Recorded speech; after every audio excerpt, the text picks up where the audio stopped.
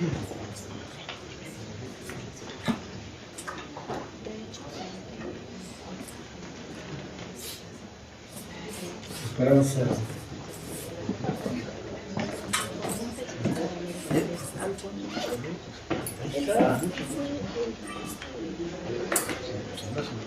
la primera conferencia del simposio es la conferencia magistral que nos impartirá el profesor John Harris.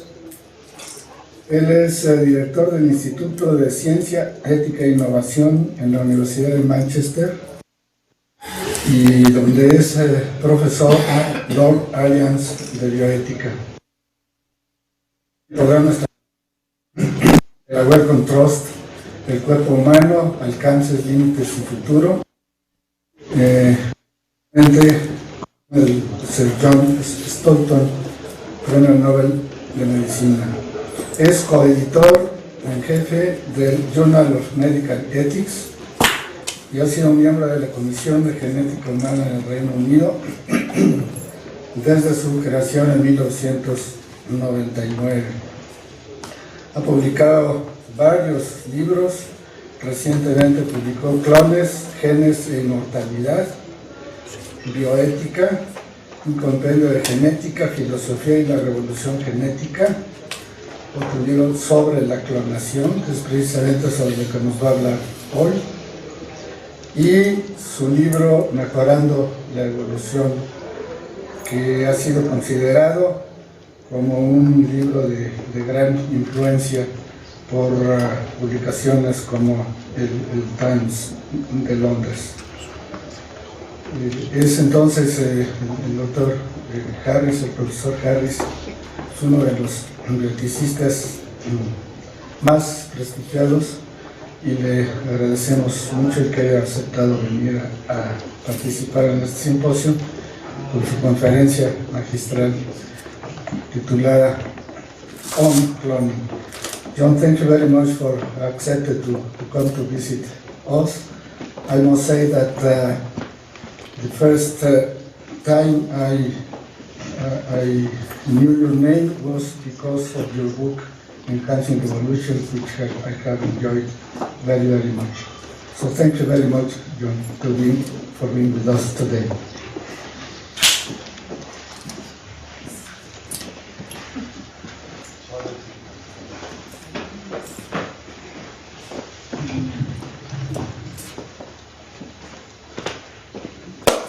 Thank you very much indeed for that very warm welcome. I am delighted to be here for effectively the first time in Mexico. I came once for one day when I was 17 years old, so I don't really count that, but it is really good to be here. I'd like to start by saying how deeply honoured I am to have been invited to speak at this important celebration of 10 years of the College of Bioethics here in Mexico City. Particularly so because it cements an already existing collaboration between my university, the University of Manchester in the UK, and UNAM here in Mexico City. This collaboration has been recently recognized by the award of a project grant for us to collaborate from the British Academy, one of our national academies. And this grant will enable us to go on cooperating for 3 years from just about now. We're working out the initial phases almost as I speak. And the grant is to work on the ethics and policy dimensions of stem cell science and neuroscience. This collaboration is also signalled by the fact that we've been lucky enough in Manchester to attract some wonderful PhD students from Mexico. One of them, Maria Chiri Medina, is here with us, and she has been very important in facilitating this collaboration and in the work that led up to us getting this grant. So I'm very grateful to her for all of that. And another student from this university, Cesar Palacios, has just joined us in Manchester. So already I feel that I'm almost Mexican. Now, today, I want to talk to you about the interplay between science and society, about scientific freedom and social responsibility, but most of all, about the disastrous effects that misunderstandings of science can have. And I want to start on a rather cataclysmic note to try to emphasize why the misunderstanding of science can be absolutely vital. I want to tell you a truth about the future. Now, anybody who purports to tell truths about the future is treading on very dangerous ground, but I think this truth is as true as any truths about the future ever are. And that truth is that in the future there will be no more human beings and there will be no more planet Earth. Now, the question of whether that fact about the future should worry us or not will depend on how science manages to progress. Why will there be no more human beings?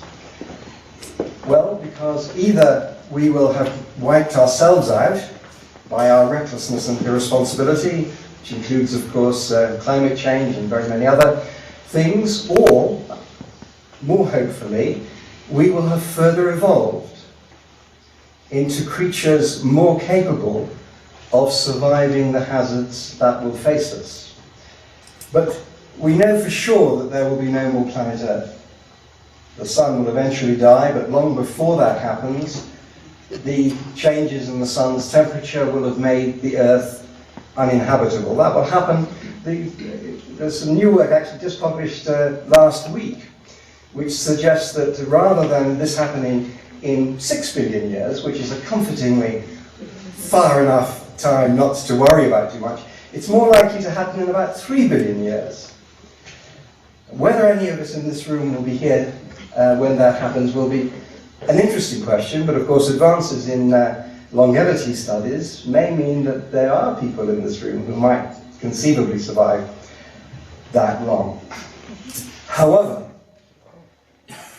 what we must hope is that if when that day comes, we humans, or more likely, as I believe, our further evolved successors, will have had to improve our science and technology to the point where we can either find another planet to live on, or possibly even construct another planet to live on. So we depend on science, and therefore it matters crucially how science is perceived in the public. Now, in the rest of my talk, I'm going to talk about cloning. But it teaches us some lessons about this rather apocalyptic theme that I've chosen to start with. The publication in the journal Cell on the 6th of May this year of the successful cloning of human embryonic stem cells has not only opened the way to new tissue-matched therapies, but has also reawakened a debate on the ethics of human reproductive cloning, which may prove, and this is why this work published in Cell this year has been so dramatically received, it may prove to be a safe enough byproduct of the techniques described by Militopov and his colleagues. The trick of this latest piece of cloning was apparently partly achieved by the judicious, difficult word to pronounce early in the morning, use of coffee. As Militopov said, by adding caffeine to cell cultures, their outputs were transformed. Quote, "We were able to produce one embryonic stem cell line using just 2 human eggs, which would make this approach practical for widespread use." As one of our major national newspapers in the UK, the London Observer, commented at the time, and I quote, "This announcement was also greeted with horror.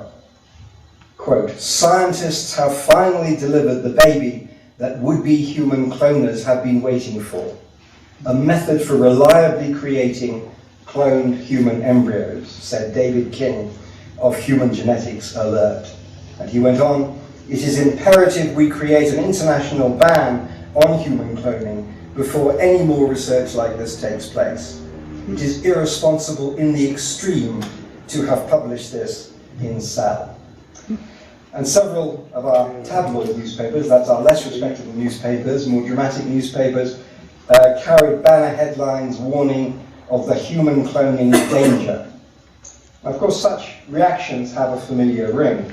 When Dolly the sheep was revealed in 1997, there was a similar hysterical, as I would call it, outpouring of objections.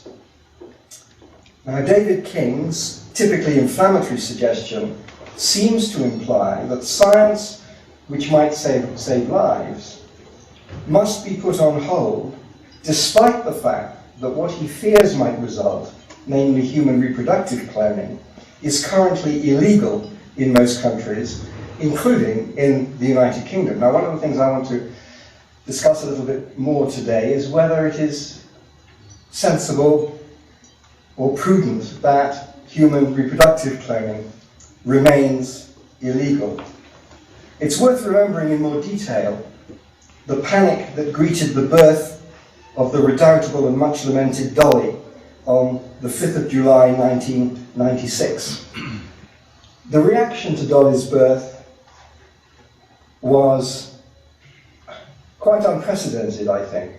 The then President of the United States, Bill Clinton, called immediately for an investigation into the ethics of such procedures and announced a moratorium on public spending on human cloning. In 2001, George W. Bush, of blessed memory, repeated this ritual hostility to cloning. And I quote him, "I strongly oppose human cloning, as do most Americans. We recoil at the idea of growing human beings for spare parts or creating life for our convenience." Members of the European Parliament demanded that each member state, which of course includes the UK, enact binding legislation prohibiting all research on human cloning and providing criminal sanctions for any breach. The European Parliament rushed through a resolution on cloning, which I'll quote to you in part. It said this: "The cloning of human beings cannot under any circumstances be justified or tolerated by any society, because it is a serious violation of the fundamental human rights and is contrary to the principle of equality of human beings." And it went on to explain why it thought it was contrary to this principle of equality. And it said, "As it permits a eugenic and racist selection of the human race, it offends against human dignity, and it requires experimentation on humans." Well, so there are lots of things that require experimentation on humans, and as for permitting a racist selection of the human race, well, nothing permits a racist selection of the human race more easily than sexual reproduction. It is common in many societies for people of similar races to mate with each other exclusively, and that often goes for religious groups and national groups as well. We don't need the help of biotech for us to be racist if we choose to be. One final quote: "The UNESCO International Bioethics Committee," I think there's a former member sitting in the second row here today, rushed out a resolution. Perhaps you were responsible for this, I don't know. Rushed out a resolution on the ethics of cloning. This demanded, and I quote, "the preservation of the human genome as the common heritage of humanity." And a number of equally misguided governments, as already noted, legislated against human cloning, including my own government, which passed a one-sentence act of parliament, a very rare thing, outlawing reproductive cloning. There should, it must be said, there were more sober reactions to Dolly's birth, but they were drowned in the torrent of panic and hyperbole. My own interest in cloning predates the birth of Dolly by some years. I first wrote about the ethics of cloning some 12 years before the birth of Dolly, and again immediately after her birth. That the hostility to the prospect of human reproductive cloning was almost immediately turned into legislation in many countries is, interestingly, a testament to the capacity of governments and of legislative mechanisms to respond quickly and effectively in an emergency, something that is often thought to be impossible. It is also testament to the power of irrationality over evidence-based appraisal. That these, as I see them, ridiculous laws, and I'll explain why in a few moments, remain enforced, seems to me to be an international scandal. There are interesting public policy lessons of many kinds to be learned from this episode, but I shall not try to spell them out further here. As Colin Blakemore, a professor of neuroscience at Oxford University, some of you may know his work. He was also director of our National Medical Research Council for many years, said at the time of this latest Cell publication, at the time, the chances of these horrors, that is the horrors that I read you right at the beginning, occurring when scientists had not even created a single clone of a single human cell were remote. That is the time of Dolly's birth. Not that this worried the alarmist. The crucial point is that we should have spent the intervening time, that is the time between the birth of Dolly in 1997 and the time between the publication of this paper in Cell this year, we should have spent the intervening time thinking about how we should react sensibly to the concept of a human clone when it does become possible. We have not done that, and although the science is still far off, it is getting closer. We need to ask carefully and calmly, under what circumstances would we tolerate the creation of a human clone? Now, despite the long time that has elapsed since the birth of Dolly, interest in this careful and calm examination has declined dramatically. Indeed, the decline started about the time of the publication of a book that I wrote on cloning in 2004. I imply no causal connection between those two events, but if you look on Google Trends, there are some lovely graphs actually tracing the decline in interest in the phenomenon of human cloning since the birth of Dolly, and it peaks around 2004, and then again the decline peaks if a decline can peak, and then it goes on going down. Now, I agree with Colin Blakemore that we need to think again about the ethics of cloning, and in what follows I'm going to do that for a few minutes. The debate about the ethics and policy of human reproductive cloning is in essence a debate about the merits or otherwise of degrees of genetic relatedness. This will be another theme of my talk today. And about the question of what it is to be or to remain human, and whether that's a good thing, and I shall comment on that as well. It is an irony seldom noted that humans tend to celebrate degrees of genetic relatedness in ascending order of closeness, with the notable exception of the big one, namely cloning. In other words, we like being genetically related to one another and tracing those relationships, right up until we have, as it were, complete identity of genetics, and then we find it horrifying. But I don't think we really find it horrifying, for the reasons that I'll now quickly go into. First, the claim that cloning is a threat to individuality.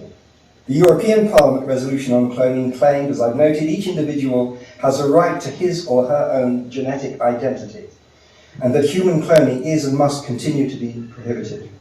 But there's no such thing as genetic identity. What nonsense.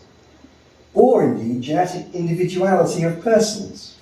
There is genetic identity and individuality of genomes, but that's something else. While except for clones and monozygotic siblings, there are small genetic variations between human individuals. Individuality is not simply that which individuates numerically or spatio-temporally, but that which differentiates historically, psychologically, and socially.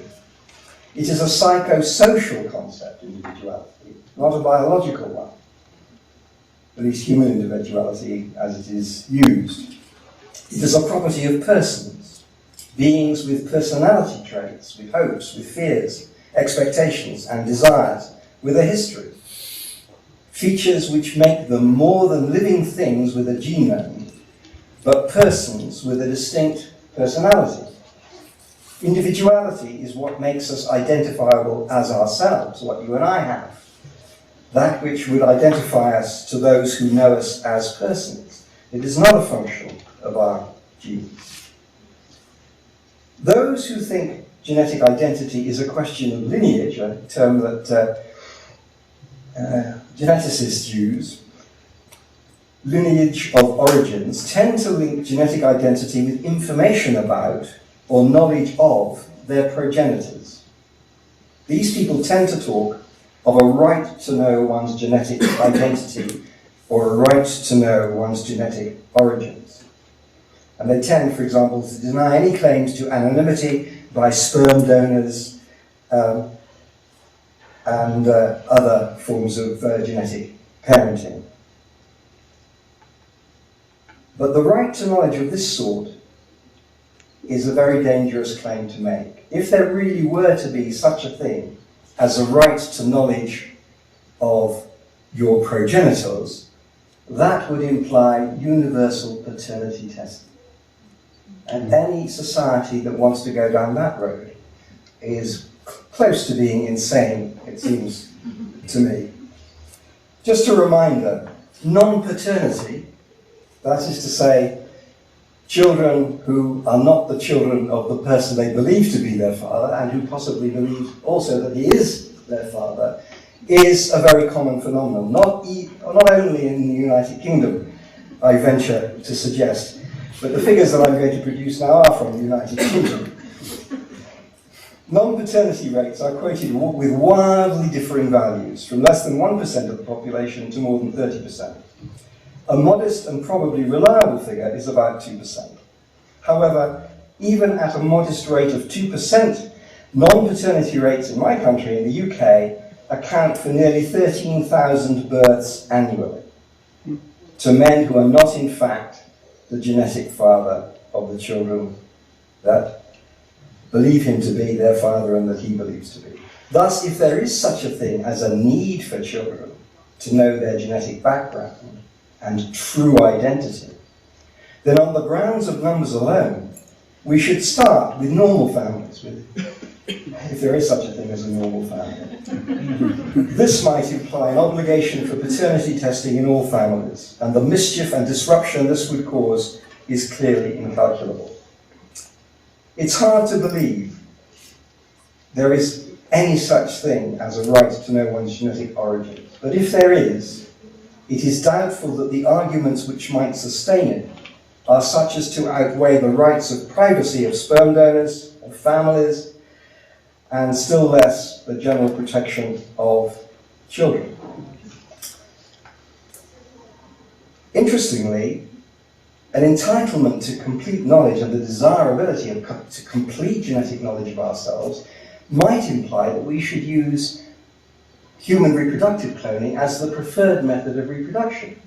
Because what better way to get you up to know the meaning of your own genome than to have another example of it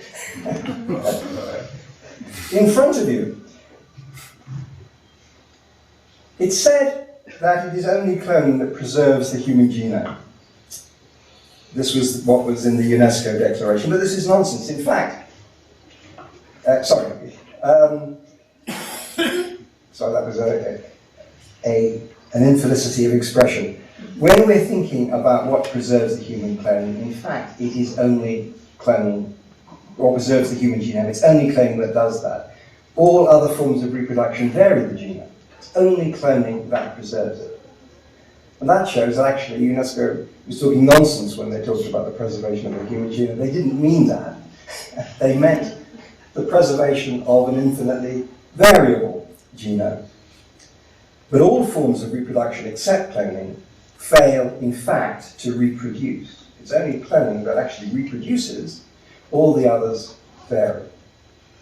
And of course, sexual reproduction not only varies the genome, but produces all sorts of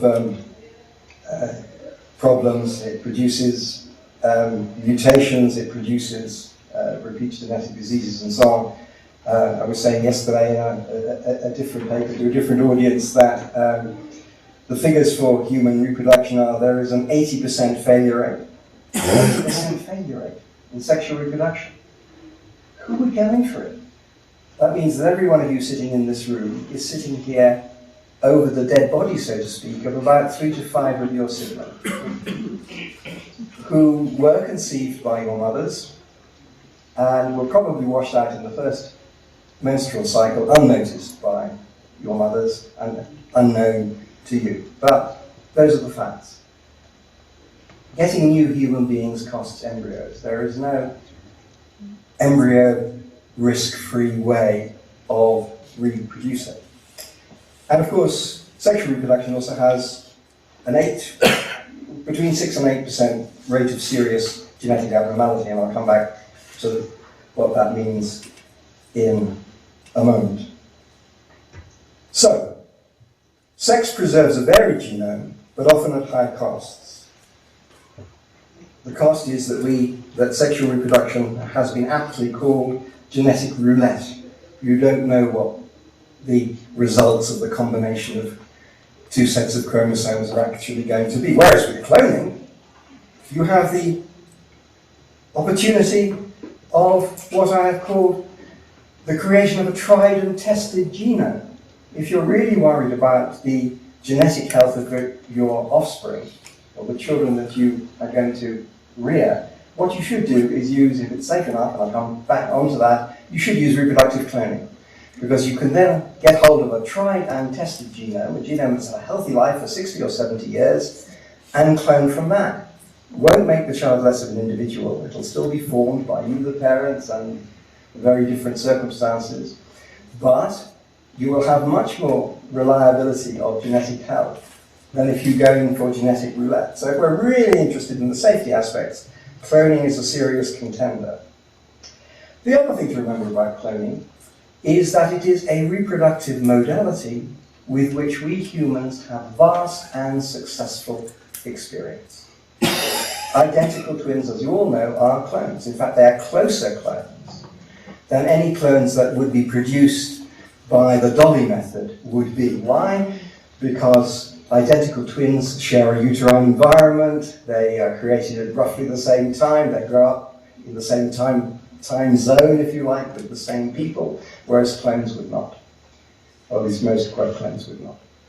So, not only is God or nature, whichever you prefer to worship, or neither, not only is God or nature a serial cloner, it is a reproductive modality which has been very successful. One in every 270 births, 3 per 1,000, are identical twins. Millions of identical twins. There are probably 1 or 2 in this room today. Millions of clones are walking the earth. Have the heavens fallen? I don't think so. Another interesting fact about monozygotic twinning and the cloning rate is that we know that in vitro fertilization, the procedure pioneered by Edwards and Steptoe, and which gave birth to Louise Brown many, many years ago, has now become a fairly universal practice. There are over 5 million children walking the earth today that were born as a result of IVF. But IVF dramatically increases the twinning rate by about a factor of 5. So those who are against cloning should be against in vitro fertilization on the grounds that it creates more clones than nature would create. But I don't think anybody has thought that this is a horrific byproduct of the wonderful success in treating infertility heralded by Edwards and Steptoe, for which Bob Edwards belatedly received the Nobel Prize last year.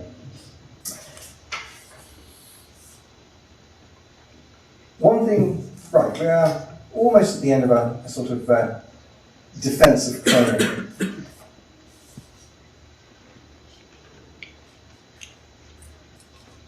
One thing we should bear in mind is that safe cloning, if and when it can be safe, would avoid the dangers, as I've suggested, of the sexual lottery. Just to go into that figure that I mentioned to you earlier, a 6% abnormality rate, it doesn't sound a lot. But if you cash that out globally, every year an estimated 7.9 million children, that's at the rate of 6% of total births worldwide, are born with a serious birth defect of genetic or partially genetic origin. I'm very fond of reminding people that with its 80% failure rate and its 6% abnormality rate, if sexual reproduction had been invented as a reproductive technology rather than found as part of our evolved biology, it would never have got a license anywhere. far too reckless and too dangerous. I now want to tell you a little story. I don't know, is this talk being recorded? Because I want to move away from the microphone. Yes, it's been recorded, yes. But anyway, I'm going to move away from the microphone to tell you a little story which I'm fond of telling. Not my story, it's a wonderful story told by Richard Dawkins in an essay called Gaps in the Mind. Have any of you read this essay? No. At least one person nodding. Anyway, I'll tell you the meat of the story. Richard Dawkins asks us to imagine, can you all still hear me? Yeah. He asks us to imagine a contemporary human woman standing on the coast of Africa looking north. There's Europe, Mexico's over there somewhere. West is there, east is there, standing on the west coast of Africa. And in her hand, she is holding the hand of her mother. And in her mother's right hand, she is holding the hand of her mother. And so on in an imaginary human chain, stretching into the continent of Africa. Every woman takes up about a meter of space, about a yard of space. And somewhere along, and each woman, each mother and daughter look as much like mothers and daughters as mothers and daughters usually do. But in about 300 miles, nearly 600 kilometers into Africa, this human chain, we come to our common ape ancestor. And our common ape ancestor is holding in her right hand her daughter, and so by line back to the coast, until we have on the coast of Africa a contemporary human woman looking at a contemporary chimpanzee. Because we and chimpanzees share a common ape ancestor. Now, we're not descended from chimpanzees, we're descended from an ape ancestor, and so are chimpanzees. And in that line of descent, as those of you who've studied these things will know better than I, there were apes that we humans did and could have reproduced with sexually. We are able to think of ourselves as a separate species in the sense that we humans can sexually reproduce with each other, but with no other species. We tend to think of that as a sort of tremendously important fact about evolution. The apes that we could and did in the past reproduce with have all died out. Now, what does this story tell us? It seems to me to tell us something quite interesting about our situation. And it is this, that not only does it remind us of our evolutionary history, not only does it remind us that in about the 7 million years that it took that 300-mile chain to get to wonderful creatures like you and I, very dramatic physical, biological changes have taken place to us. But it also reminds us that it's not necessarily a good idea to put an end to evolution. Imagine if our ape ancestors had got together on the plains of Africa 7 million years ago, 300 miles that way, and had said, simian nature, guys, great thing, We've got to preserve it like UNESCO wants us to preserve it at all costs. Well, if our simian ancestors had done that, and if they had been influential, as UNESCO doubtless are, and had persuaded governments to legislate against further deliberate changes in human evolution, then you and I would not be having this delightful conversation in